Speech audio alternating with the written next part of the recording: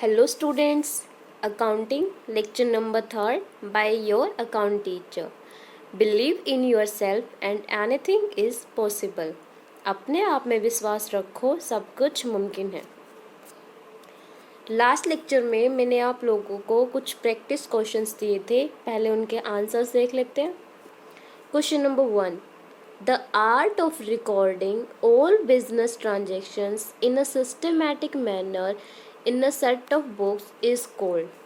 The correct answer is bookkeeping. Option number B. Question number 2. The process of recording, classifying and summarizing all business transactions in order to know the financial result is called accounting. Option B is correct. Question number 3. Which of the following transactions is not of financial character? इनमें से कौन सी transaction financial character की नहीं है? Option D is correct, strike by employees. Question number 4. The main objective of book keeping is complete recording of transactions, ascertainment of financial effect on the business, analysis and interpretation of data, both A and B. Correct answer is option D.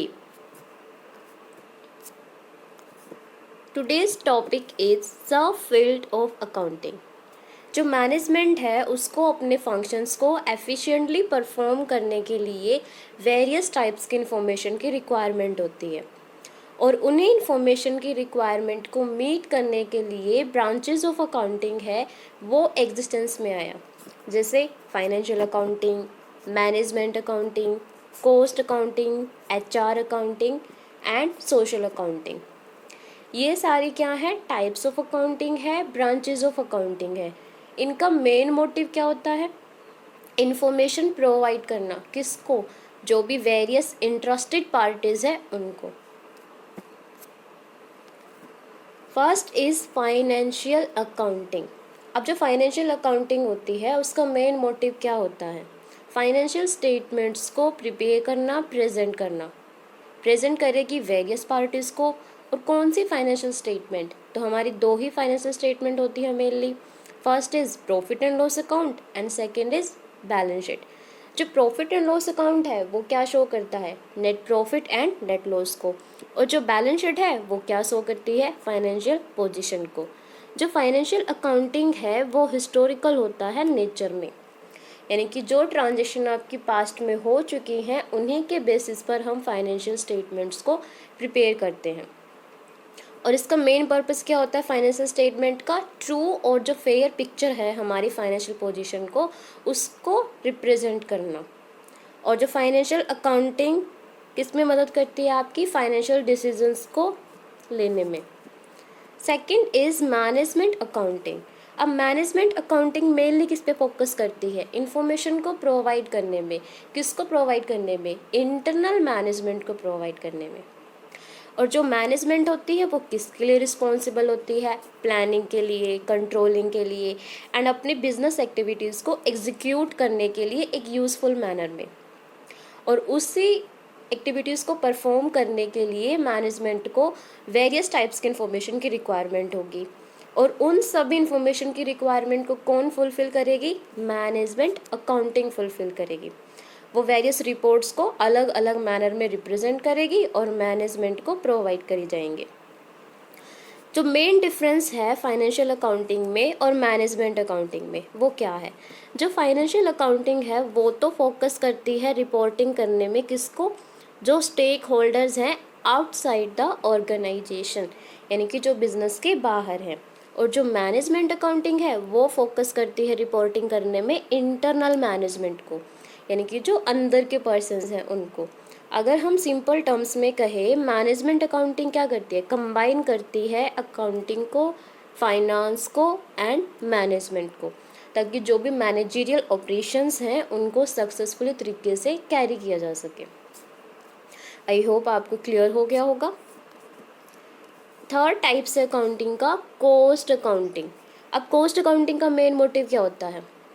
यानी कि जो accounting information है उन वो represent करना, किससे related information represent करना, जो कोस्ट से रिलेटेड होंगी। कोस्ट कौन सी, जो भी बिजनेस गुड्स प्रोवाइड कर रहा है या सर्विस रेंडर कर रहा है, उस गुड्स को प्रोड्यूस करने में या सर्विस को प्रोवाइड करने में टोटल कॉस्ट क्या आई और पर यूनिट कॉस्ट क्या आई। Total cost and per unit cost को रिप्रेजेंट करने वाली इन्फॉर्मेशन को हम क्या देते हैं, कॉस्ट अकाउंटिंग। और कॉस्ट अकाउंटिंग जो भी इंफॉर्मेशन प्रोवाइड करता है मैनेजमेंट को, इससे मैनेजमेंट क्या करता है, कॉस्ट पे कंट्रोल कर सकता है ईजिली। अब मेनली वही डिफरेंस फाइनेंशियल अकाउंटिंग में एंड कॉस्ट अकाउंटिंग में। जो फाइनेंशियल अकाउंटिंग को कौन यूज़ करता है, आउटसाइडर्स यूज़ करते हैं। और जो भी रिजल्ट होगा कॉस्ट अकाउंटिंग का, उसको कौन यूज़ करता है, मैनेजमेंट यूज़ करती है। फोर्थ टाइप है कॉस्ट अकाउंटिंग का, ह्यूमन रिसोर्स अकाउंटिंग। इसको हम शॉर्ट में HRAB कह देते हैं, human resource accounting. As per the American association of accountant AAA, इसके अकॉर्डिंग क्या है, HRA is the process of identifying and measuring data about human resources and communicating this information to the interested parties। यानी कि जो भी आप data यहाँ पे मेज़र करोगे, उसको आइडेंटिफाई करोगे, वो किससे रिलेटेड होगा, ह्यूमन रिसोर्स से रिलेटेड होगा। और जो भी यहाँ पर इंफॉर्मेशन आएगी उसको कम्युनिकेट करना है इंटरेस्टेड पार्टीज़ को। जो HRA के अंदर हम मेनली फोकस करते हैं उस कॉस्ट को असरटेन करने में जो कि हमने ह्यूमन रिसोर्स पर करी है। ह्यूमन रिसोर्स पर किस फॉर्म में करेंगे, रिक्रूट के टाइम पर, ट्रेनिंग, स्टाफिंग, ये सारे खर्चे होंगे। और जो हम ह्यूमन रिसोर्स के ऊपर जो भी हम कॉस्ट इनकर्ड करते हैं उसको हम एक्सपेंडिचर नहीं कहेंगे, उसको हम कहेंगे इन्वेस्टमेंट।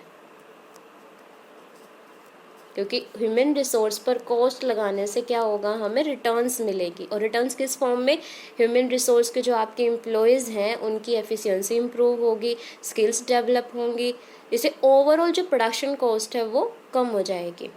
तो जो ह्यूमन रिसोर्स अकाउंटिंग है कि आपके बिजनेस ने ह्यूमन रिसोर्स पर कितना खर्चा किया है, उन सब से रिलेटेड सारी के सारी इन्फॉर्मेशन को प्रोवाइड करता है। फिफ्थ टाइप है अकाउंटिंग का, सोशल रिस्पॉन्सिबिलिटी अकाउंटिंग। अब जो बिजनेस है वो सोसाइटी के रिसोर्सेज को यूज़ करता है, जैसे रोड, ट्रांसपोर्ट, पावर एक्सेट्रा। तो अब उसी के बदले में बिजनेस की भी ड्यूटी बनती है कि वो भी अपनी जो सोशल रिस्पॉन्सिबिलिटी है सोसाइटी के टुवार्ड्स उनको फुलफ़िल करे, एम्प्लॉयमेंट्स को प्रोवाइड करे, चैरिटेबल पर्पज़ से कुछ काम करे, डोनेशंस वगैरह दे, और स्कूल एजुकेशन के लिए भी कुछ परफॉर्म करे। तो उन्हीं वो सोशल रिस्पॉन्सिबिलिटी अकाउंटिंग का मेन वर्क क्या होगा कि एक बिजनेस ने अपनी CSR यानी कि कॉर्पोरेट सोशल रिस्पॉन्सिबिलिटी को कितना फुलफिल कर लिया है, यानी कि इस साल अपने टोटल प्रॉफिट में से उसने कितना % अपना कॉर्पोरेट सोशल रिस्पॉन्सिबिलिटीज़ के लिए दिया है और कितना नहीं दिया है।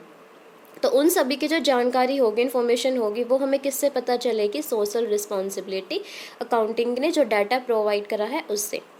As per the Information System Audit and Control Association ISACA के अकॉर्डिंग क्या है, social accounting aims to assess the impact of an organization or company on people, both the internal and the external participant environment। यानी कि जो organisation है उसने जो भी अपने अकाउंटिंग कर उसका इम्पैक्ट हमें एक्सेस करना है यहाँ पे, कि जो भी इंटरनल एक्सटर्नल पार्टिसिपेंट है इन्वायरमेंट के अंदर उनके ऊपर क्या इम्पैक्ट पड़ा है, एम्प्लॉयमेंट कितना जनरेट हुआ है या नहीं हुआ है, कोई हार्मफुल एक्टिविटी तो परफॉर्म नहीं कर रहे, जैसे वाटर पोल्यूशन हो रहा है, एयर पोल्यूशन हो रहा है।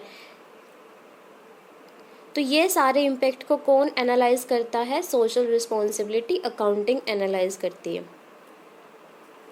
It helps the stakeholders to know the impact of organization activities on society and environment। जो सोशल रिस्पॉन्सिबिलिटी अकाउंटिंग है वो हेल्प करेगी स्टेक होल्डर को ये जानने में कि जो ऑर्गेनाइजेशन की एक्टिविटीज़ हैं उनका क्या इम्पैक्ट पड़ा है सोसाइटी पर और एनवायरनमेंट पर। अब आते हैं यूजर्स ऑफ अकाउंटिंग इन्फॉर्मेशन। जो अकाउंटिंग इन्फॉर्मेशन जो वेरियस ब्रांचेस ने प्रोवाइड करी अलग अलग फॉर्म में, अब उनको यूज़ करने के लिए कौन कौन से यूज़र्स आए, इंटरेस्टेड पार्टीज़ कौन कौन सी है। तो यूज़र्स को हमने यहाँ पर 2 कैटेगरीज में डिवाइड करा है, internal users and external users. अब इंटरनल में कौन कौन आते हैं? Business owners, investors, managers, employees.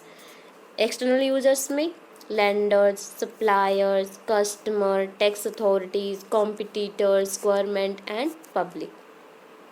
अब इनकी नीड क्या होती है, किस नीड को पूरा करने के लिए ये अकाउंटिंग इन्फॉर्मेशंस को यूज़ करते हैं?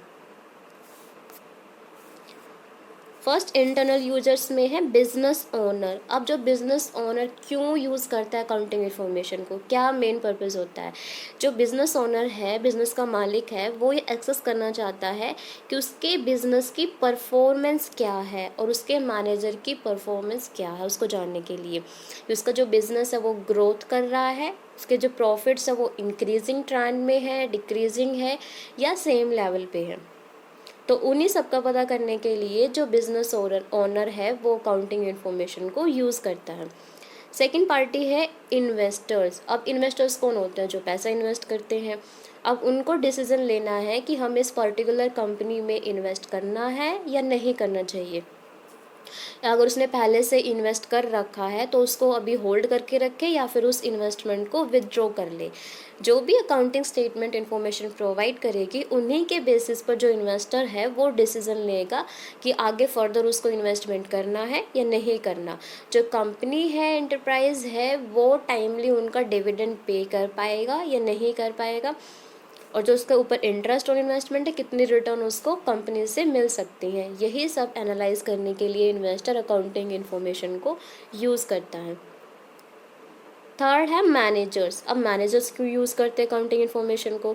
जो मैनेजमेंट है, प्लानिंग से रिलेटेड, कंट्रोलिंग से रिलेटेड बहुत सारे डिसीजन लेने होते हैं और डिसीजन मेकिंग प्रोसेस में ही वो अकाउंटिंग इन्फॉर्मेशन को यूज़ करते हैं और ये एक्सेस करते हैं कि उनके बिजनेस की परफॉर्मेंस कितनी इम्प्रूव हुई है। एम्प्लॉयज़। अब एम्प्लॉयज़ का मेन मोटिव क्या होता है? सैलरी के रिगार्डिंग, बोनस से रिलेटेड, या फिर उनकी जो कंपनी है वो उनको रिटायरमेंट बेनिफिट देगी कि नहीं देगी, और एम्प्लॉयमेंट अपॉर्चुनिटी जनरेट हो सकती है कि नहीं हो सकती है। तो उन सब के रिगार्डिंग जो भी इंफॉर्मेशन वो पता करते हैं वो अकाउंटिंग से ही उनको पता चलती है कि फ्यूचर में उनका क्या स्कोप है। कंपनी उनको कहीं निकाल तो नहीं देगी, उनको बोनस है वो मिल सकता है, नहीं मिल सकता, उनकी प्रमोशन के चांसेस है या नहीं है, या उनकी सैलरी इंक्रीमेंट हो सकती है या नहीं हो सकती। ये सब उनको पता चलता है अकाउंटिंग इन्फॉर्मेशन को एनालाइज करके। एक्सटर्नल यूजर्स में फर्स्ट है लेंडर। अब लेंडर्स कौन होते हैं? जो पैसा उधार देते हैं किसी भी एंटरप्राइज को। अब वो फाइनेंशियल इन्फॉर्मेशन को एनालाइज करके ये डिसाइड करते हैं कि उन्हें कंपनी को फर्दर लैंड करना चाहिए या नहीं करना चाहिए। वो हमेशा अपनी जो क्लोज अटेंशन है किस पे होती है कि कंपनी जो बिजनेस एंटरप्राइज है उसकी एबिलिटी क्या है, वो लोन वापस कर सकती है, इंटरेस्ट की रीपेमेंट हो पाए, इंटरेस्ट टाइम पे दे पाएगी नहीं दे पाएगी, और जो लोन है उसकी रीपेमेंट हो सकती है या नहीं हो सकती। Vendors and suppliers. अब वेंडर्स कौन होते हैं? जो एंटरप्राइज को एसेट सप्लाई करते हैं, और सप्लायर्स कौन होते हैं? जो रॉ मटेरियल सप्लाई करते हैं, गुड्स सप्लाई करते हैं। अब जो अकाउंटिंग इन्फॉर्मेशन प्रोवाइड करी गई है उनके बेसिस पर ये डिसाइड करते हैं कि आगे उनको बिज़नेस के साथ ट्रेड करना है या नहीं करना है। उनको पता चल जाता है जो बिज़नेस एंटरप्राइज है उसकी क्रेडिट टर्म्स कैसी होंगी, उधार पे देने में इसको फ़ायदा है या नहीं फ़ायदा।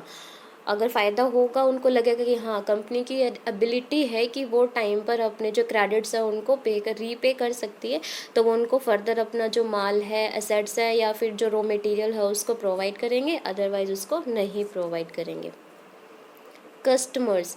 अब कस्टमर क्या एक्सेस करते हैं? अगर कंपनी जो बिज़नेस एंटरप्राइज है बहुत ही अच्छे से प्रॉफिट्स को अर्न कर रहा है, उसकी जो ग्रोथ है वो डे बाय डे इंक्रीज़ हो रही है, तो उसको लगता है कि आने वाले टाइम में जो भी कंपनी जो एंटरप्राइज प्रोडक्ट्स अवेलेबल करवाएगा वो उसको कम रेट पे मिल जाएंगे और अच्छी क्वालिटीज़ का मिल सकता है। कॉम्पिटिटर्स।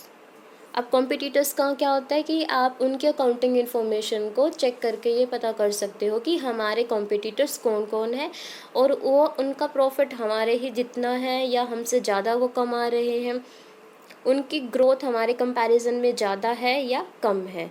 अगर ज़्यादा है तो उनके प्रॉफिट ज़्यादा अर्न करने का रीज़न क्या है, तो वो हमें सब पता चल जाता है कॉम्पिटिटर्स की अकाउंटिंग इन्फॉर्मेशन से। गवर्नमेंट। तो गवर्नमेंट अकाउंटिंग इन्फॉर्मेशन को चेक करके ये देखती है कि कितना इस साल हमें उनसे टैक्स मिलेगा, कितना हमें उनको सब्सिडी प्रोवाइड करनी पड़ेगी या कितनी उनको हमें ग्रांट देनी होगी। अगर किसी एंटरप्राइज के प्रॉफिट्स इंक्रीज हो रहे हैं मतलब उनको टैक्स ज़्यादा मिलने के चांसेस हैं। अगर लॉसेस हो रहे हैं देन उनको ग्रांट देनी पड़ सकती है उस एंटरप्राइज को, और इसी के बेसिस पर जो अपना वो बजट वगैरह है उसको रिलेटेड अपना जो काम है वो कर सकती है। पब्लिक का मेन मोटिव क्या होता है इन्फॉर्मेशन को चेक करने का?